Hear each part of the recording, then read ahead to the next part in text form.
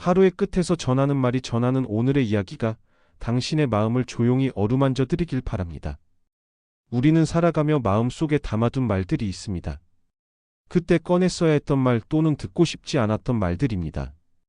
어떤 말은 하지 않았기에 오래도록 남고 어떤 말은 들었기에 더 깊은 상처로 남습니다. 무심하게 던져진 누군가의 한마디, 그리고 내 안에 차곡차곡 쌓여만 가는 오해와 억울함.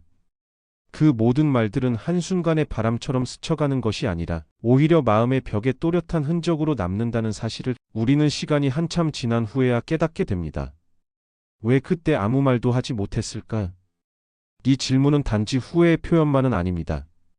자신을 지켜내지 못한 자책이자 그 침묵이 남긴 고통의 무게를 받아들이는 첫걸음이기도 합니다. 심리학자 프란츠 루퍼는 감정을 억누르는 것은 무의식 속에 벽을 만들고 그 벽은 결국 관계의 단절로 이어진다고 말했습니다.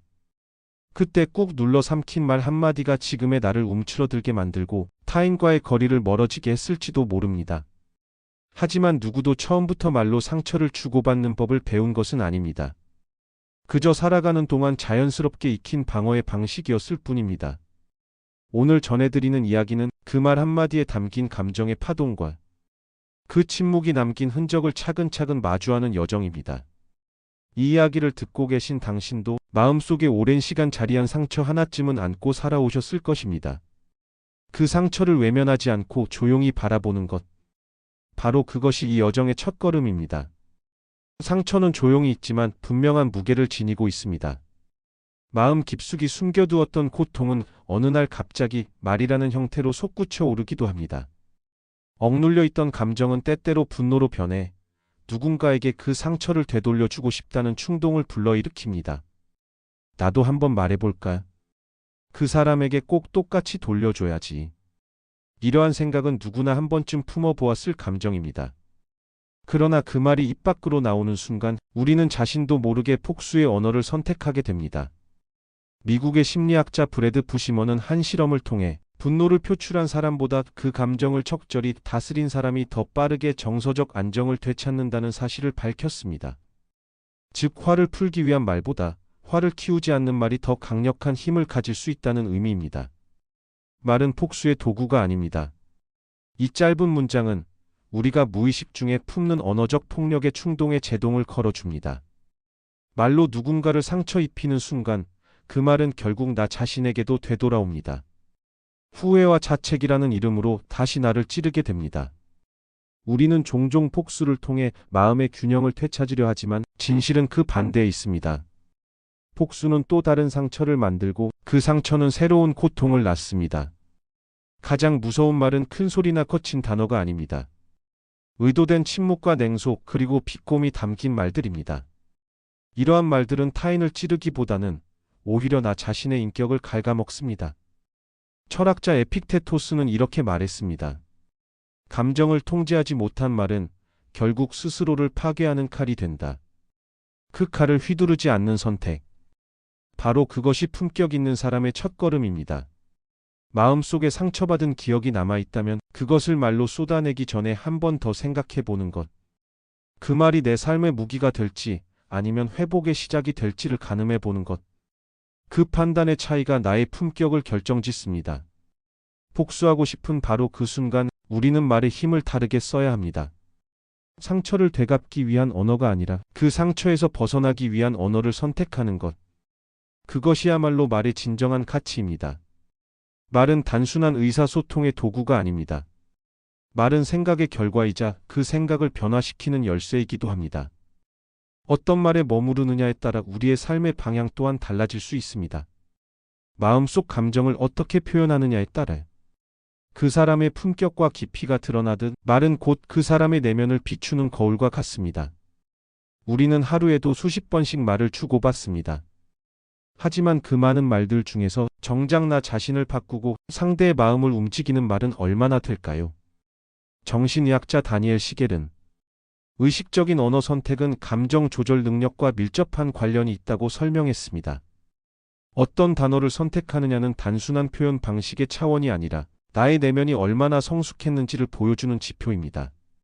감정에 휘둘려 내뱉은 말은 후회를 남깁니다. 반면 감정을 가라앉히고 선택한 말은 나를 성장시키는 자산이 됩니다. 말의 선택이 인생의 방향을 바꾼다. 이 문장은 단지 수사적인 표현이 아니라 삶의 본질을 담고 있습니다.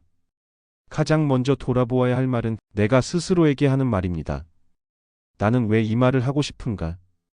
이 말이 정말 나의 진짜 감정을 대변하고 있는가? 이 질문 하나만으로도 우리는 말의 충동을 누그러뜨리고 보다 나은 선택을 할 수 있습니다. 말을 다스린다는 것은 곧 마음을 다스리는 것입니다. 입에서 나오는 말은 이미 한 차례 마음속에서 정리된 감정이기 때문입니다. 그 감정을 품위 있게 다듬을 줄 아는 사람은 자신을 존중할 줄 아는 사람입니다.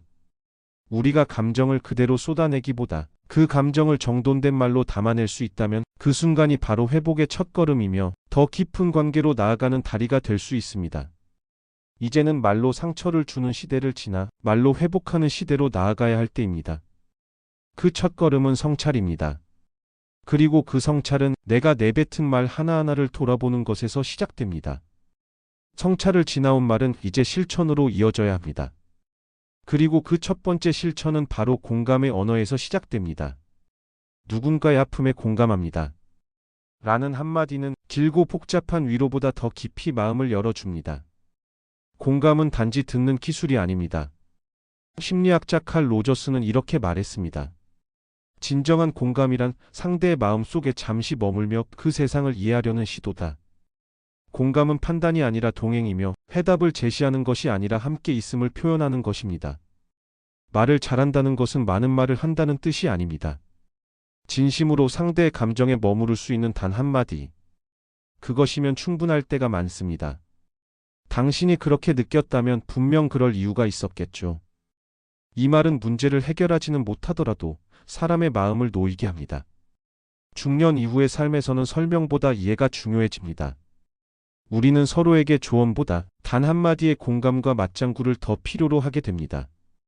특히 가까운 사람일수록 이 공감의 언어는 더욱 중요해집니다.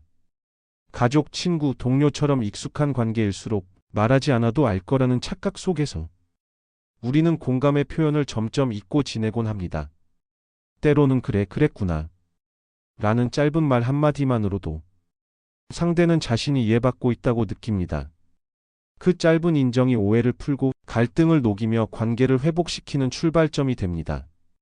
공감은 거창한 말이 아니라 작고 따뜻한 표현의 반복입니다. 그 표현은 말을 통해 완성되며 그 말은 결국 관계의 품격을 결정짓습니다.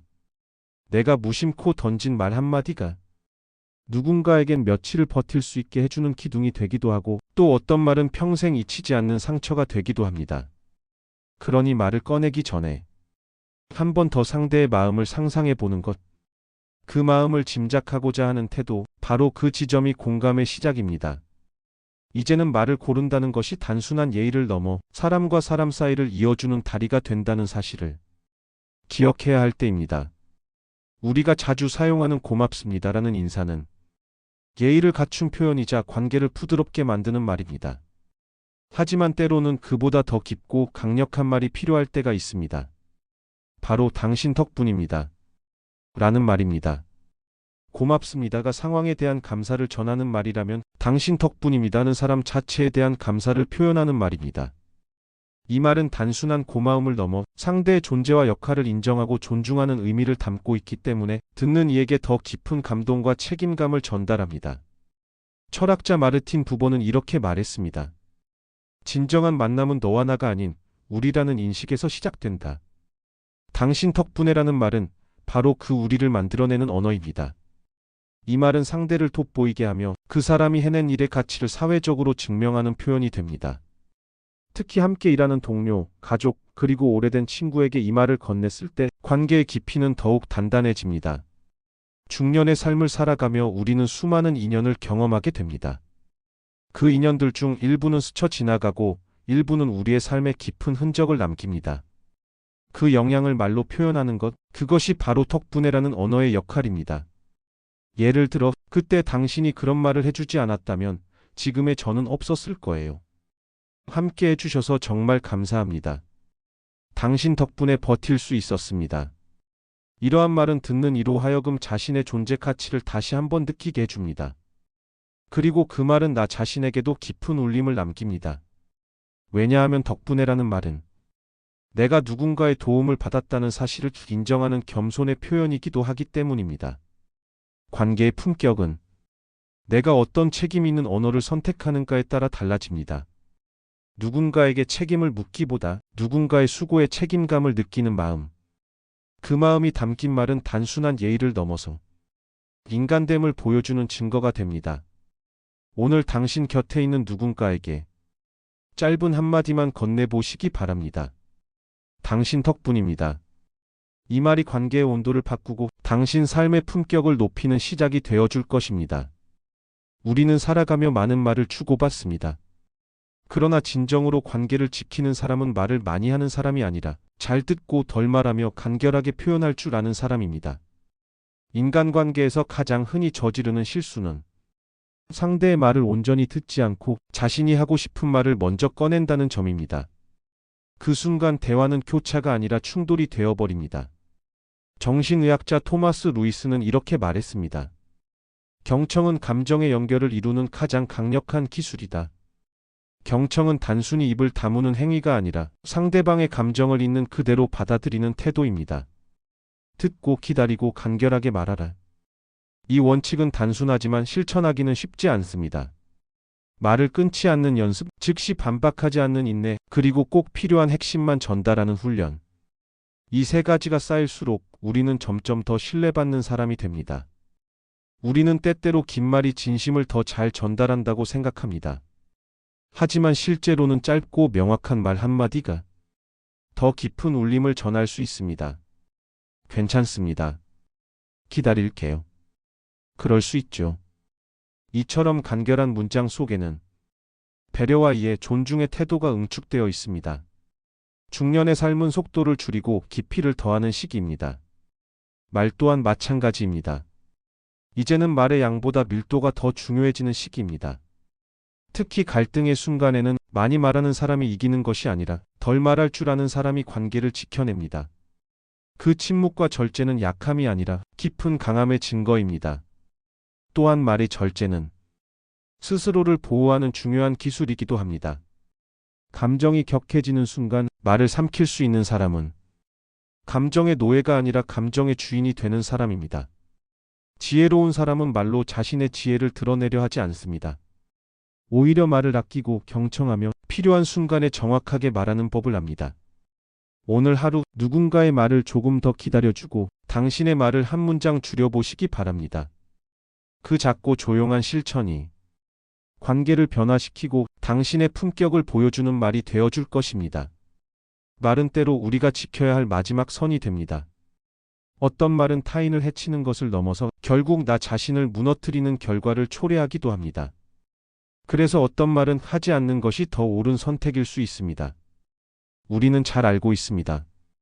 비난, 뒷담화, 추측성 이야기, 감정이 섞인 말들이 결국에는 되돌아와 나 자신을 다치게 한다는 것을 말입니다. 하지만 순간의 감정은 그 경계를 쉽게 넘어서게 만듭니다. 철학자 공자는 이렇게 말했습니다. 얘가 아니거든 보지도 말고 듣지도 말고 말하지도 말라. 말은 단지 입에서 흘러나오는 소리가 아니라 사람의 인격과 됨됨이를 드러내는 거울입니다. 특히 중년 이후의 관계에서는 말로 인상을 남기기보다 말을 삼키는 태도 속에서 더 큰 신뢰가 쌓이게 됩니다. 내가 어떤 말을 하지 않았는지가 오히려 나의 품격과 단단함을 보여주는 지표가 됩니다. 누군가의 실수를 조롱하거나 확실하지 않은 이야기를 퍼뜨리거나 감정에 휩쓸려 거친 말을 쏟아내는 순간 그 말은 일시적인 해소감을 줄 수는 있어도 결국 되돌릴 수 없는 손해를 남기게 됩니다. 정신분석학자 차크 라캉은 말했습니다. 말은 무의식의 도구이며 무의식은 책임을 회피하지 않는다. 무심코 던진 말 한마디조차 언젠가는 내 삶의 결과로 되돌아올 수 있다는 의미입니다. 경계해야 할 것은 타인이 아니라 바로 내 입과 내 혀입니다. 누구나 화가 날 수 있고 오해하거나 감정에 흔들릴 수 있습니다. 그러나 그 감정을 말로 옮기기 전 단 한 번 멈추는 것. 그 멈춤이 바로 절제이며 지혜입니다. 또한 자신에 대해 부정적으로 말하는 것도 경계해야 합니다. 나는 원래 그래. 어차피 안 돼. 이런 말들은 내 삶의 가능성을 스스로 가두는 족쇄가 됩니다. 하지 말아야 할 말을 하지 않음으로써 우리는 더 나은 말을 선택할 수 있는 기회를 얻게 됩니다. 그리고 그 선택은 나를 보호하고 관계를 지키며 삶을 더욱 단단하고 성숙하게 만들어줍니다. 말이 품격을 만든다는 말은 무엇을 말하느냐 보다는 무엇을 말하지 않느냐에 달려 있다는 것을 기억해야 하겠습니다. 우리는 살아오며 많은 상처를 받아왔습니다. 때로는 가장 가까운 사람에게서, 때로는 아무렇지 않게 던져진 한마디에서 비롯된 상처들이 오랜 시간 가슴 속에 남아 우리를 조용히 지배해왔습니다. 하지만 그 상처를 되갚는다고 해서 진정한 복수가 이루어지는 것은 아닙니다. 진짜 복수는 그 상처를 품격 있게 이겨내는 데 있습니다. 비난하지 않고 반응하지 않으며 조용히 자신의 중심을 지켜내는 사람. 그 사람은 더 이상 피해자가 아니라 스스로를 존엄하게 지켜낸 존재입니다. 심리학자 빅터 프랭클은 말했습니다.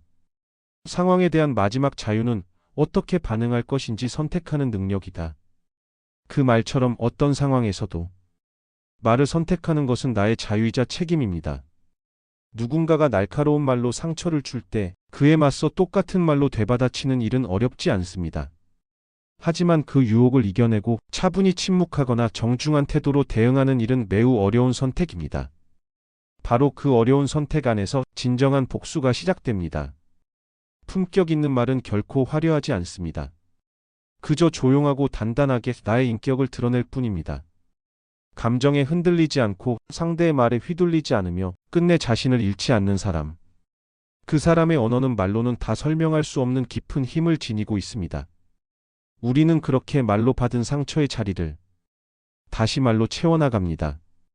공감으로, 감사로, 절제로, 그리고 존엄으로. 혹시 지금 누군가에게 복수하고 싶을 만큼 아팠던 기억이 떠오른다면 그 감정에 휘둘리지 마시기 바랍니다. 대신 그 상처 위에 더 깊고 더 넓은 이해를 덧칠해 주시길 바랍니다. 그것이야말로 그 어떤 말보다 강한 복수입니다. 이야기를 마치며 오늘 당신께 이렇게 말씀드리고 싶습니다.